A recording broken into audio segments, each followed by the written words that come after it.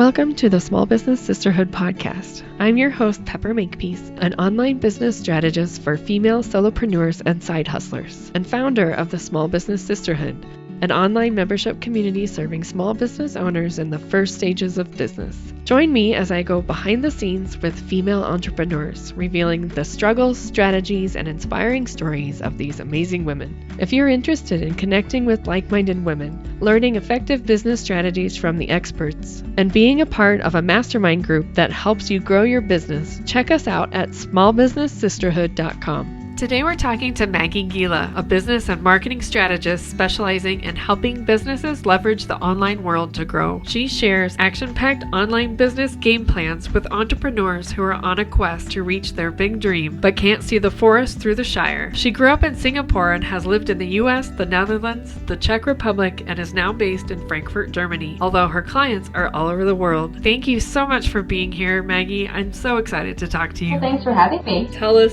all about you and your business. I am a business and marketing strategist. I help people get seen and get paid online, and I do this by making sure they fully understand their audience and they can build strong, genuine relationships with the customers and clients. That's my thing. Tell me a little bit more about how you work with people. Like, what does that look like? My process is very actually, I should say, in-depth and intense and intimate. I create custom strategies with and for my clients. I don't believe in cookie-cutter business or marketing strategies. I don't think they will work. I help my clients figure out what is the right thing for their business, their audience, and their product or service, and make sure they get maximum impact for minimum effort. That sounds nice. I think so. We can waste so much time on stuff that doesn't work, right? Yeah. I'm a strategist, so I'm the person, if you're kind of feel like you're floundering, you've got all these ideas and possibilities and one crazy, amazing idea and shiny object after the other, and you just want someone to be like, stop doing that. Here's what you need to do. Go do it. That's me. I think we all need that. Good Lord. The shiny object syndrome it's real. So prevalent. Yeah.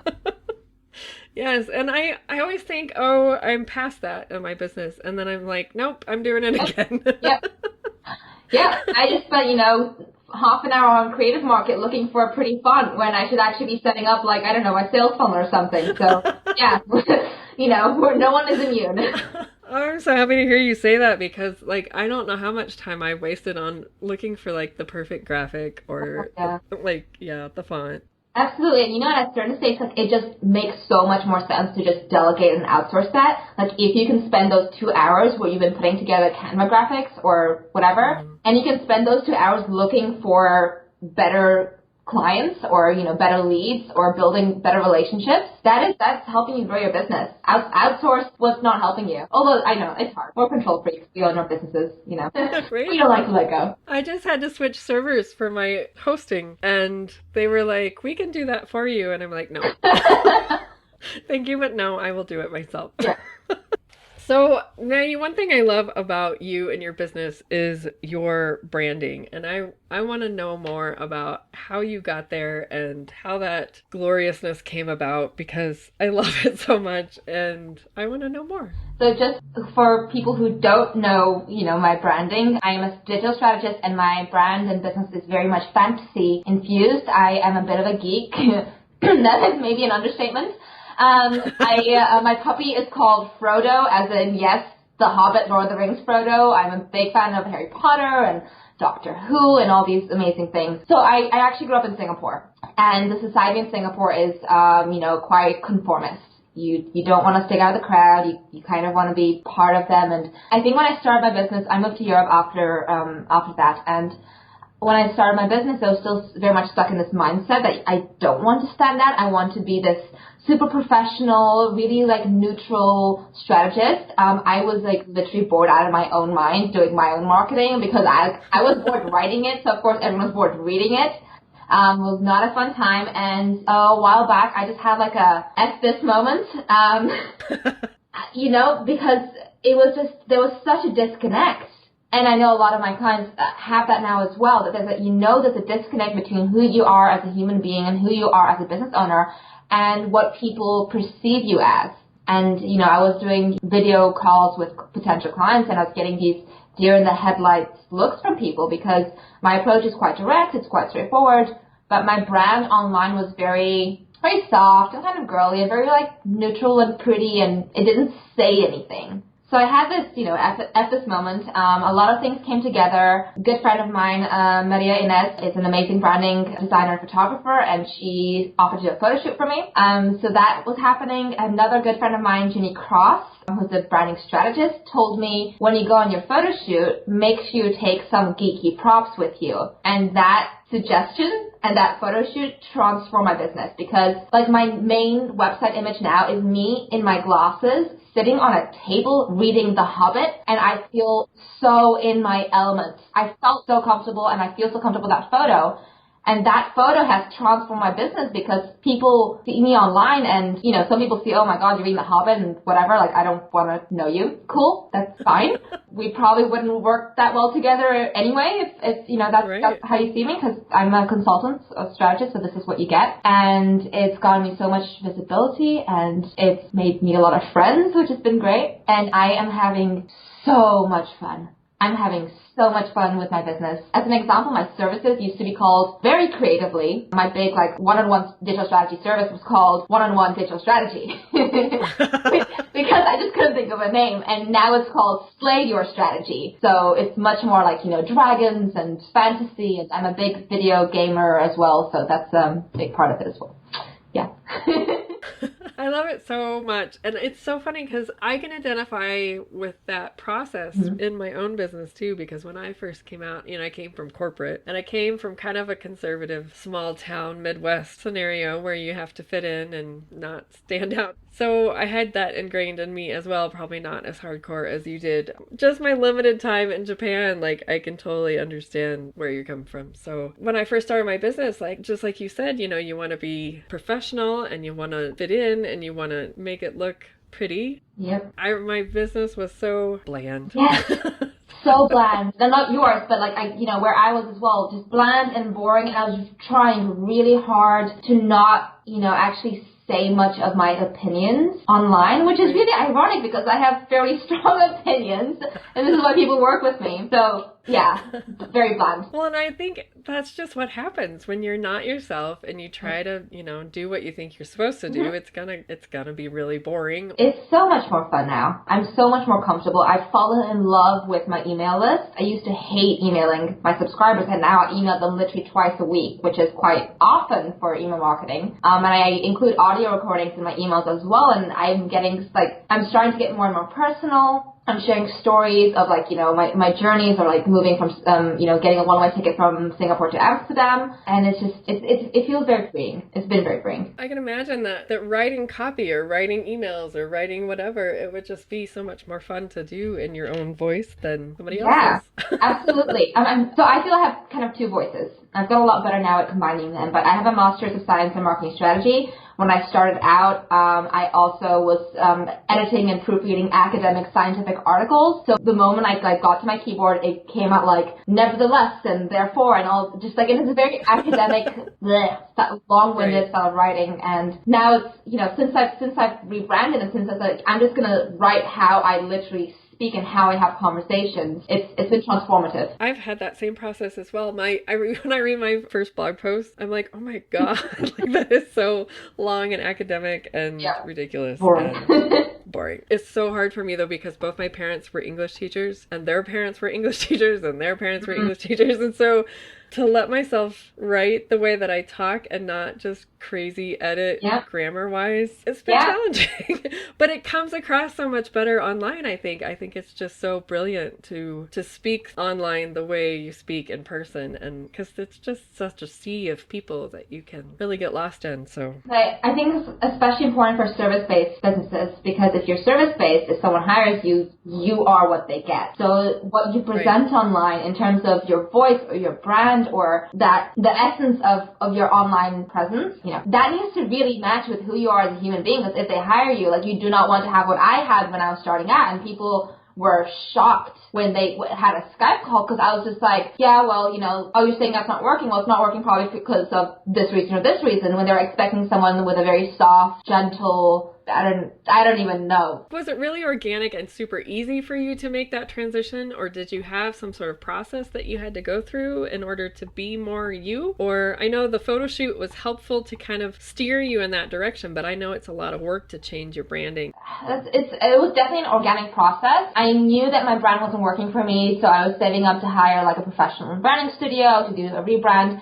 And everything actually ended up being really organic. The photo shoot was absolutely transformative, and just, having someone tell me, like, bring your geeky props. So I brought them just to see, and I wasn't really planning on making, like, my brand super geeky. And when I saw the photos, I was like, no. I saw that photo on the table. I was like, that is me, like, in a nutshell. I was working on a virtual event. I've organized something called the Content Quest, which is a virtual event of expert workshops, content batching, a virtual co-working day, and it was all fantasy and geek themed. And I did that intentionally because I was like, well, a content batching day with workshops sounds kind of boring. So let's make this a little bit more fun. And I went all out with like the Lord of the Rings and Harry Potter and Doctor Who references and Star Wars and all that. And that got me a lot of visibility. It actually won me an award. Nice. Yeah, thank you. Which I'm very proud of. Thank you. It got me a lot of visibility, and it really helped establish my brand, and it's that I felt really comfortable with that being my brand. I work with an amazing designer, Jessica Freeman from Jess Creatives, and when I saw the graphics that she created for the Content Quest, they were so ridiculously geeky. I was just like, this is absolutely perfect. And so I had all these people helping me along to help really push my branding further and further into this kind of amazing geekdom land. It's funny because my business approach is very businessy. I mean, I'm a business and marketing strategist. Right. If we get on a call, I do not talk about Harry Potter, but... Damn it. Unless you really want to, then I'll be okay. But it's really helped me stand out so much online and get visible and get engagement and build my audience, and it's been fantastic. I imagine you probably do a similar kind of process with your clients is help them be more themselves and stand out online too. I do. I absolutely very strongly believe that to build a business online, you have to build very good, genuine, solid relationships. Mm-hmm. And you have to do that by being genuine yourself and by finding ways to connect emotionally to your audience, because it's so difficult to build relationships online. It's much easier to do that in person. Online, you've got distractions. It's a blog post that people don't really read them anyway. They skim. They look at the headlines and whatever's bolded. It's really about, what is your vision as a business owner, as a business? Where do you want to go? What values are important to you? Who is your audience and your dream clients and customers? And how can you use content and social media and other things online to really build and strengthen those relationships on a deeper emotional level? It's not just like what do you hashtag use on Instagram. It goes a lot deeper than that. How do you stand out online when you don't feel particularly special or unique? I had the same thing though. I had that as well. I was just like, I don't have a thing. Like, what's my thing? Like, all these people have a thing. You have a thing though. Well, now I have a thing, but I never thought it would be a thing. I was very, very resistant to it, because I was like, if people find out I play, like, how many video games I play, or like how many times I've seen the Lord of the Rings or whatever, they're going to think I'm really childish and unprofessional, and the opposite has happened, which is great. I think it's really about figuring out who you are as a human being, as it sounds really like vague, but it could even be like, recording conversations you have with business friends, like what we're doing here, for example, and then listening back and then seeing like what makes that conversation interesting. It could be like your sense of humor, or your sarcasm, or something that you bring up, or something that you've done in the past. It's like, for me as a strategist, I can look at other strategists and we technically all do the same thing. It's all, if we're all on the same level, it's all business and marketing strategy. You could potentially get the same results working with any of us. So you have to look kind of at the competition in your field. And when I say competition, I mean, like, if your clients or customers do not buy from you, who else would they buy from? So it's not you don't have to compete with anyone. I know it's a bit of a almost taboo word in our industry. But if your clients and customers don't buy from you, who will they buy from? And then doing like a simple competitor analysis, just seeing like, okay, what are the strengths, what are the weaknesses, and you assume, and you find out where the gap in the market is. You find out like what people are not covering, and you see like, can I do that? Can I fill that gap? Just like a word of advice, if you do a competitor analysis, I so strongly recommend that you actually do a competitor analysis. This is something that so many of my clients don't do, because it's human nature to avoid looking too deeply into your competition. Right. Do it once, do it properly, and then don't look at them again for like 6 months, because you don't want to fall into that trap of comparison of like, oh, like this person just came out with like this new service, like should I be doing that? And that's when you get like the crazy shiny object syndrome, and that right. A lot of self-doubt comes in there, and it's not to be as a business owner. Familiar with that one. We've all been there. I want to know more about that. So like when I first started my business, it was all about looking at the business world in general and what is a need out there that I could fill. Not in so much what did I actually want to do. It was more look at the market and how can you make the most money kind of advice that I would get a lot. And that never sat well with me, because I want to do something that actually like feels personal and meaningful to me. And so when I think about looking at other people within my industry and doing what you're talking about, that definitely feels different to me. But I don't know, it's just so confusing to me to think about like, how do you be yourself when you feel kind of bland? And how do you fit into your industry when you're not sure how to be more unique without it being like creating something that isn't you? So it's like pulling things out of you, like fantasy stuff that you like was already there. You didn't create that because you saw a gap in the market, right? And so how can you identify things that people might find interesting about yourself? Well, I guess in my situation, it was actually both, because this is, I've been playing video games since I was 4, pretty much.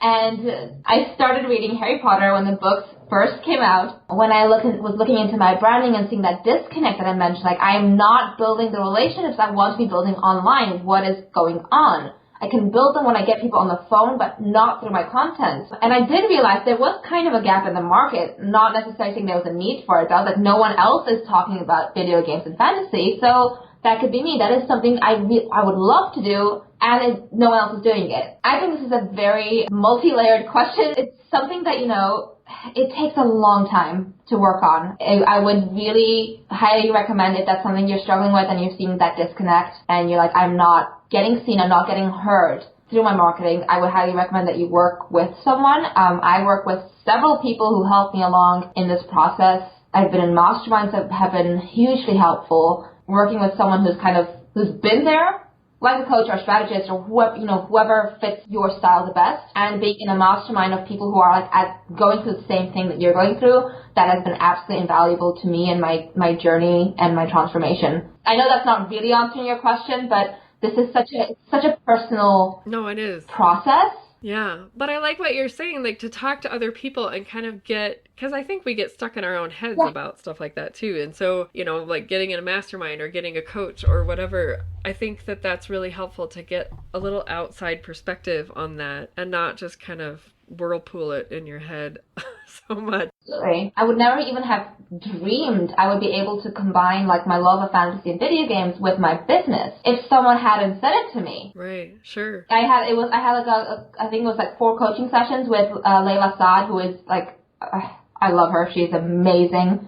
And I call her my catalyst, because one of the first things she said to me on our first coaching call was, why don't you combine video games and business? And I would have this completely but that's not possible. So it was so clear to people who were outside of it. And when I came out with my new branding and my graphics and my photos, people were saying, oh, that is so you. And I never would have imagined that myself. So it's really get out of your own head, go talk to people. Talk to people who've been there, talk to people who are going through it. And at one point, I have to say, one of the best things I did for my own business was I stopped going on Pinterest. I stopped reading a gazillion blog articles, one after the other, and, the Facebook black hole newsfeed of doom. And just, here's what I'm going to do, and then go do it. Go make shit happen. Get it done. Yeah. So there's a time to learn and to grow and all that and keep doing it. But you also have to say, listen, if you want to grow your business, you need to actually start taking action. Yeah. Transition from just talking about it to actually doing something. So yeah. That's a big deal. I see a lot of people stuck in that kind of analysis paralysis bit. Perfectionism, procrastination. Yeah. Well, and it's kind of how many different ways can I make excuses because it's scary? That would make a great quote. How many different excuses can I make because it's scary? Just get over it, get it done. If you want to do it, make it happen. Absolutely. Sometimes it's just that simple. It is sometimes, isn't it? Frustratingly. It's almost party time, ladies. We are launching the membership site for the Small Business Sisterhood, and I am so excited. To celebrate, we are having a free live workshop on February 25th and 26th called The Essential Business Framework for Online Success. Join these amazing expert sisterpreneurs live as they share tools and systems to help you build a strong foundation for your business. I'm also going to be giving a tour of the new Sisterhood membership site and answer any questions you may have. The Sisterhood is an online gathering place for community, strategy, and getting shit done in your business. So come check it out. Plus, we're going to have giveaways and swag bags and all kinds of free stuff. So hop on over to smallbusinesssisterhood.com/launch and check out this free event. How do you know, like, I'm kind of obsessed with cats myself. And yeah, I know. I think there's this funny thing that happens in my brain, and I'm sure I'm not alone on this, but I think about, this is kind of my thing. I mean, and you even talked about it with your video games and fantasy stuff. Like, how do you not just come across like a crazy cat lady? Yeah. How do you translate that into a brand that still gets to the clients that you want to reach? I think it's just finding that fine line of balance, and I'm still working constantly on finding mine, balancing the fantasy and the business, because the business is this is why I do, but the fantasy stuff kind of makes it a little bit more fun for me and for my audience, I suppose, as well. I hope so anyway. I think it's just, you can start dropping references or just say what's on your mind, honestly, even if it's like something on an Instagram post. I'm just trying to think of like a cat example. I'm really not a big fan of cats. I've had some not really pleasant experiences, so I'm just like, you can stay in that corner, I'll stay here. Switch it to dogs. I know you like dogs. Sure, I kind of like pimp out my puppy. Yeah. Off and on. I've used him. It sounds horrible, but I mention him. I mentioned that I have a puppy called Frodo. I use Instagram stories where we're playing in the park or going for a walk. I said this a couple of days ago, like, I need to take a break because I've been behind my computer, and like the best thing I can do for myself is during my lunch break, go to the park with my puppy and just be. And otherwise I'm just going to be reading Facebook updates that, for 2 hours. Right. So it's just finding ways to kind of combine snippets of your personality with the kind of the valuable content you want to be delivering to your audience. Yeah. And it's experimenting with it, and sometimes I'm like, that was a little bit, like, that was too many fantasy references in that email. Like, no one else is going to understand except me. So, yeah, it's finding that balance. So now, like, if I write my emails for my email marketing, it comes from a personal point of view, so it's my opinions and my voice, but it's still very much like business and marketing strategy related. Yeah. But if you look at my website, that's kind of where you see a lot of my brand, with me reading The Hobbit, with how, I've got a digital product called the Dragon Slayer's Guide to Digital Strategy. I have a smaller service called Your Battle Plan, so it's you get the references there. Right. But with the rest of my marketing, it's more subtle. It's more focused on the goal of like helping people grow their businesses. Yeah, that makes a lot of sense. I like that. Thank you. I love that idea though of how do you translate having your own voice and turning it into like your branding and really helping you stand out in the online world and not alienating people, but also kind of weeding through the people that are your target client and wouldn't get you if they talk to you. So it is a definite balance and process. And absolutely. And you have to experiment, trial and error. But when you say like alienate people, I know I've alienated people. I have a market research workbook because I very strongly believe in understanding your audience and to understand your dream clients. You don't do dream client avatar exercises. You literally go talk to people and listen to what they're saying and ask them open questions. Great. So I've got a workbook on how to do that process, and I've inserted some like pretty subtle, like fantasy references. So I have like, what problems do your clients have? And one of the examples is like finding the one ring. And someone was just like, wow, if I saw that, I would never like work with you. I'm just like, well, okay. Like, all right. I mean, okay, you win some, you lose some. That's almost a really good sign that you're totally rocking your marketing, because you're supposed to repel and attract. Like, you repel the people that aren't for you, and you attract the people that are. And and that's been a harsh lesson, honestly. That's a harsh lesson to learn, because if you're starting out, you're just like, I will work with anyone who's gonna pay me. Like, you have money, you can pay me, great, you're my dream client. I just had a conversation with a client about this yesterday. But as the more experience I have and the more clients I work with, I realize I really, really do my best work and really enjoy the process if the people I work with are fired up, they're passionate, they're dedicated, they're just like, I am sick of being stuck.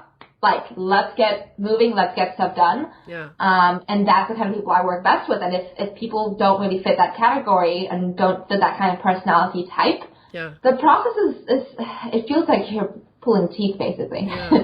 So in that first year of business that you had, I know you started out kind of like I did with the blandness that translated later. Like in that first year, was there anything kind of surprising or difficult that you weren't expecting? My first year in business, I taught myself how to code because I was just like, I wanted to get a full-time corporate job. And I wanted to show that I had this tangible skill, because when people hear marketing, they're just like, oh, it's colors. Wasn't too happy about that approach. And I always wanted to have my own business, but I just thought, like, in just the Singaporean mindset, I guess, is like, you get good grades at university, you get an internship, you get a job, and then you get experience. It's all about, like, seniority. Right. So, like, I'll work for 10 years, and then I'll have my own business. And what happened was that we moved to Germany. My German is not fluent, and with marketing, you have to be, like, a very high level of the language to work in marketing. And I couldn't find a job. So I started teaching myself how to code. I was doing freelance work. I was doing, like, editing articles and proofreading. It was all really, really boring. I have great admiration for editors and proofreaders, because I don't have the patience for that. And I got, one website design client, and I got another one and another one.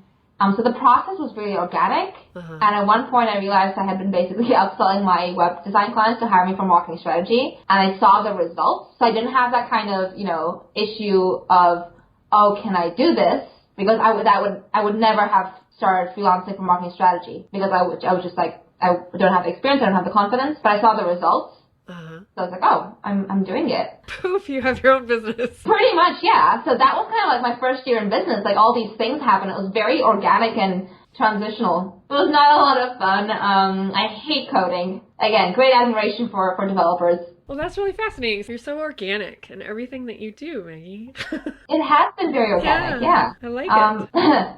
Yeah, it's definitely, like, things have not gone according to my very, perfectionistic plans that I, spend hours planning or days planning or whatever. But I'm very, very happy and grateful for where I am. I love what's happening with my business. I love the clients I'm working with. I love that I can be in podcasts like this and talk about branding and Harry Potter, which is awesome. What advice would you have for people in that kind of beginning stages of building their business and trying to find their voice and really getting themselves out there online? Like, what would you recommend that they do from your perspective? Good question. I like this question.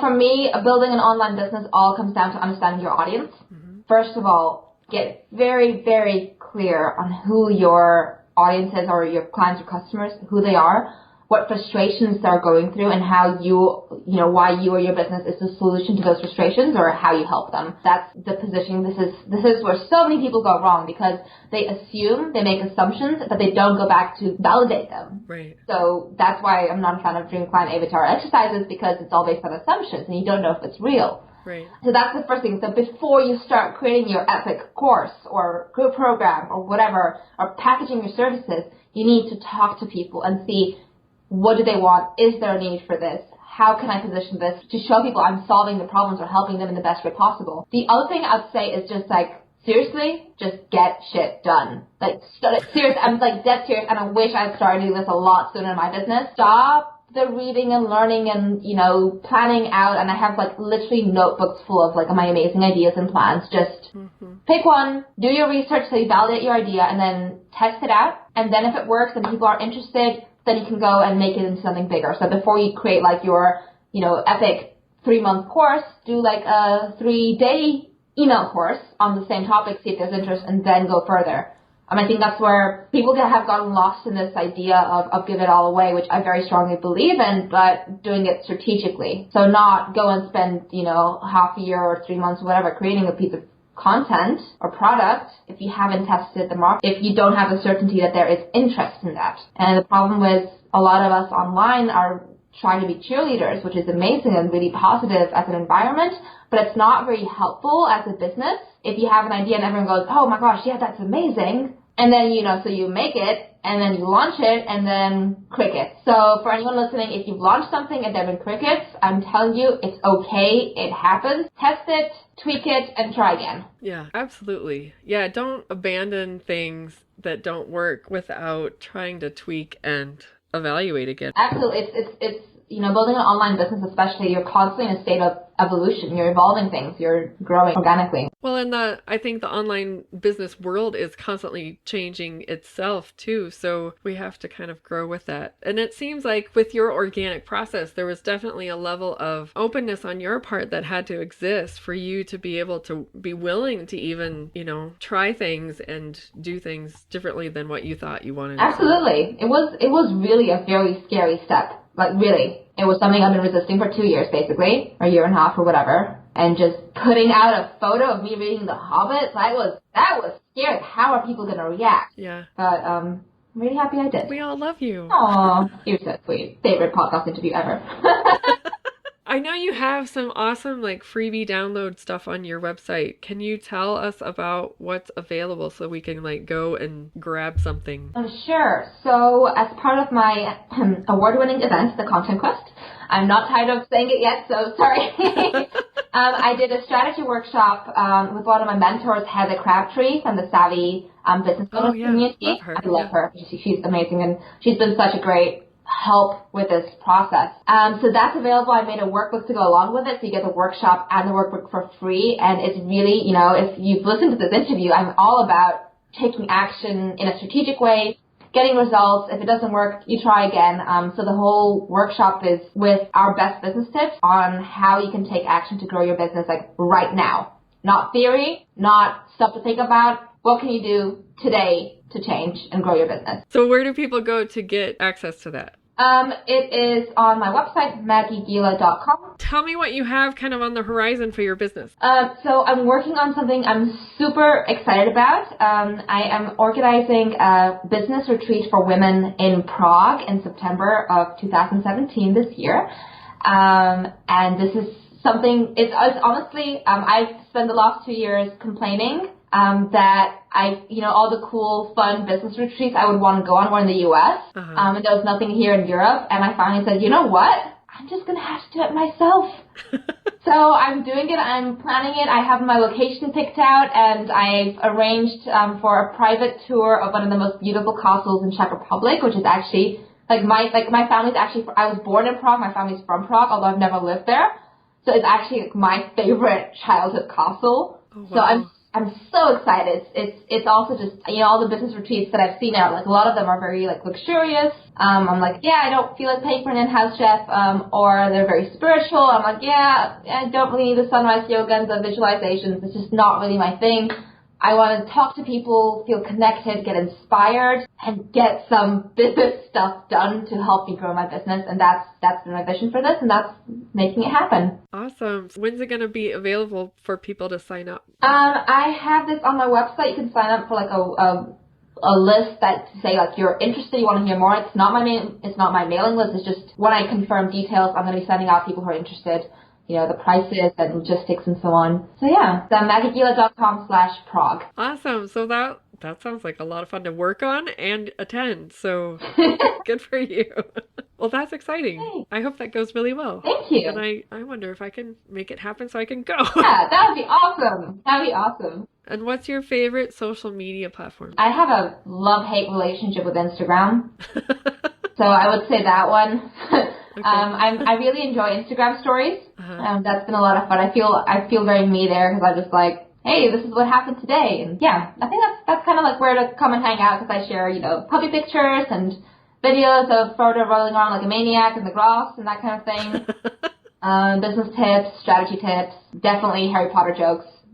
That's how I roll. So this is an example of I'm constantly trying to find that balance between my work. I take my work very, very seriously. And if we're on a conversation, it's about your business and how do you grow and how do you get more strategic and intentional and so you're getting more impact for less effort. But a part of my own personality and the brand is this fantasy. So it's sort of when someone's into it, then we can go all out. I've had clients who've never seen the Lord of the Rings movies or Harry Potter. They have zero interest, so I'm not gonna make Lord of the Rings jokes because they're not gonna get it, and that's perfectly fine.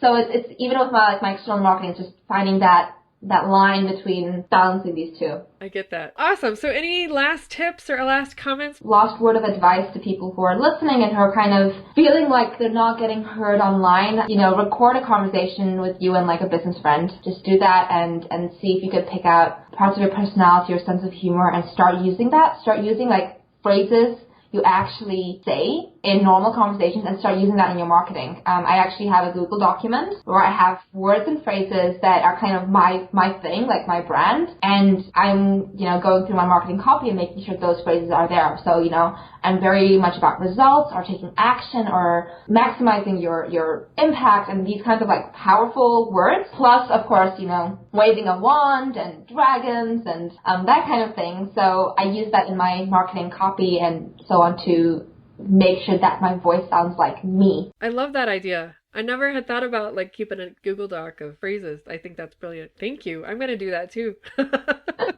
Awesome. Well, I have really enjoyed our conversation, Maggie. This has been a lot of fun. And I think you're brilliant with your marketing and strategy. And I think your branding is brilliant. And obviously you are as well. So Aww. It's been such fun talking to you. So thank you so much. Thank you so much for having me. I've had so much fun. Thank you, Maggie, for talking with us today. You can find out more information about Maggie and the link to her website in the show notes for this episode at smallbusinesssisterhood.com/9. I hope you found this episode useful and inspiring. If you did, please pop over to iTunes and leave a review. Thanks for listening. Catch you next time.